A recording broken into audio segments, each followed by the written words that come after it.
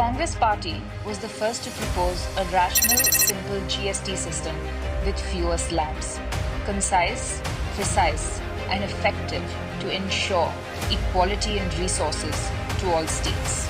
The Modi government slept on it for 11 years, and now when it has finally woken up, it has only done so to betray the states again after its original version wreaked havoc on the economy.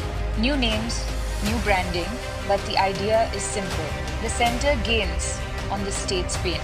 Under the new GST rationalization plan, Karnataka, which has already lost thousands and thousands of crores during GST 1, will lose 15,000 crores every year.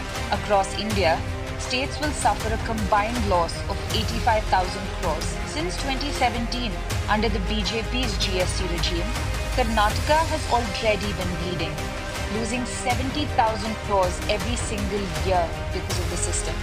If pre-GST growth had continued, Karnataka's revenue in the year 2024-25 should have been 1.07 lakh crore. Instead, it is projected at just 77,169 crores.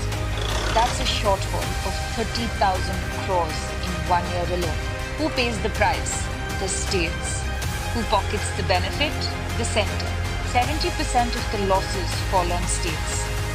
GST makes up half of state revenues, but only a quarter of the centre.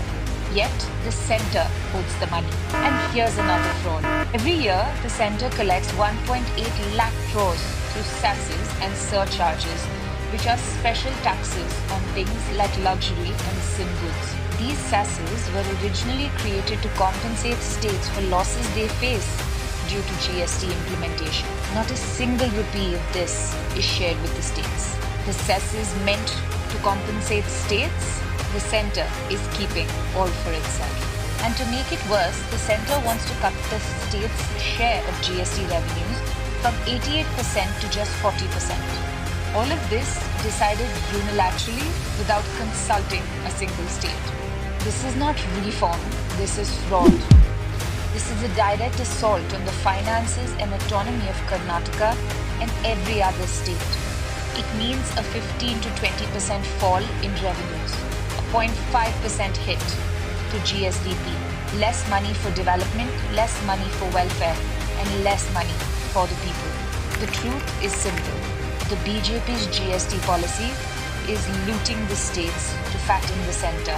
We will not stay silent. We will protect Karnataka's rightful share. We will fight against this injustice because states deserve justice, not breadcrumbs.